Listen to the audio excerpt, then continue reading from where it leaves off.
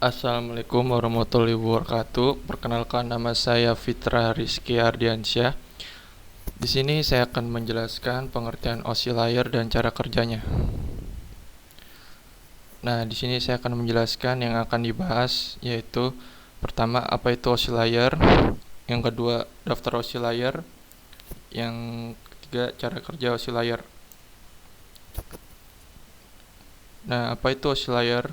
Open System Interconnection atau OSI adalah model referensi yang mana tercipta dalam bentuk kerangka konseptual.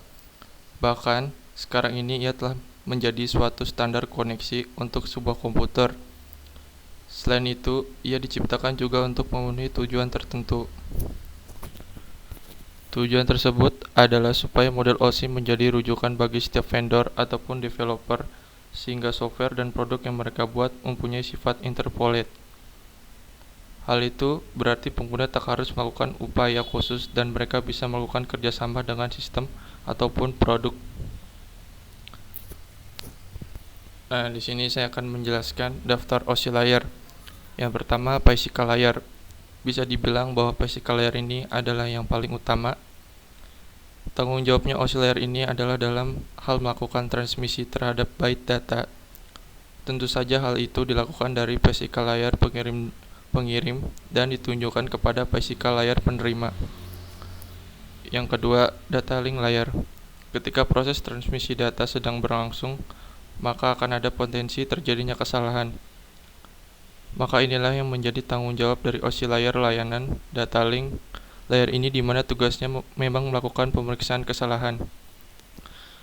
Data link layers dalam urutan OSI juga memiliki tanggung jawab dalam hal membungkus byte hingga berbentuk data frame.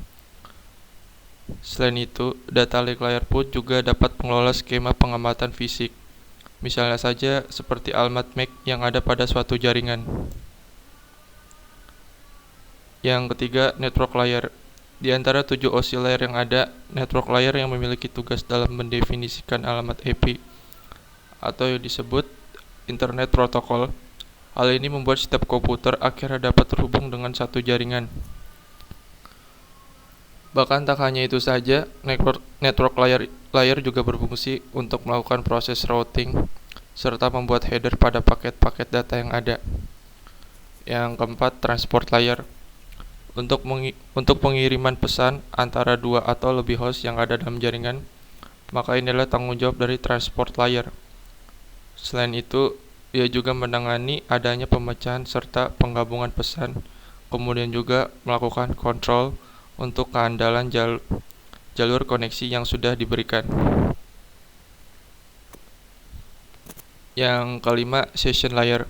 Tanggung jawab dari session layer adalah mengendalikan sesi koneksi dialog dan juga mengelola, bahkan dapat pula memutuskan koneksi dari komputer.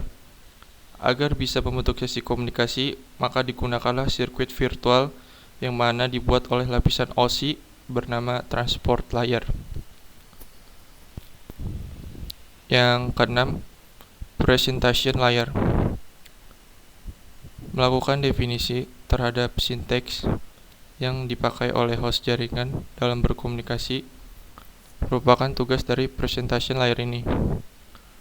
Oscillator nomor 6 ini juga bertanggung jawab melakukan enskripsi dan juga deskripsi informasi serta data hingga kemudian bisa dipakai di lapisan aplikasi. Yang terakhir, application layer.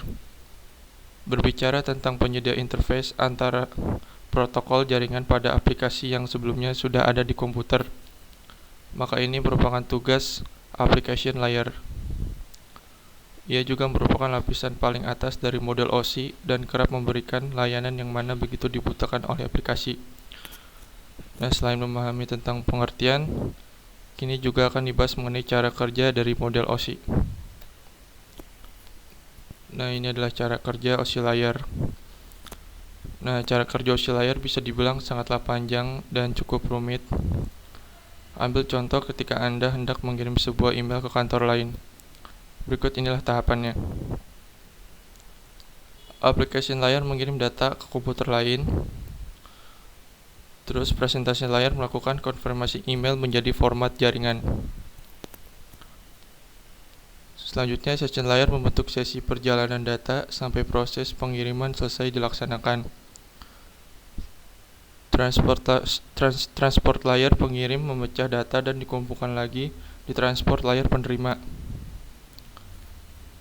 Network layer membuatkan sebuah alamat dan menuntun data sampai ke tujuan. Data link layer kemudian membentuk data menjadi frame dan juga alamat fisik. Lalu di physical layer, data akan dikirim lewat medium jaringan ke lapisan transport penerima. Setelahnya, alur berbalik dan physical layer ke application layer pada komputer penerima. Ya, mungkin itu saja yang saya sampaikan. Kurang lebihnya meminta maaf. Wassalamualaikum warahmatullahi wabarakatuh.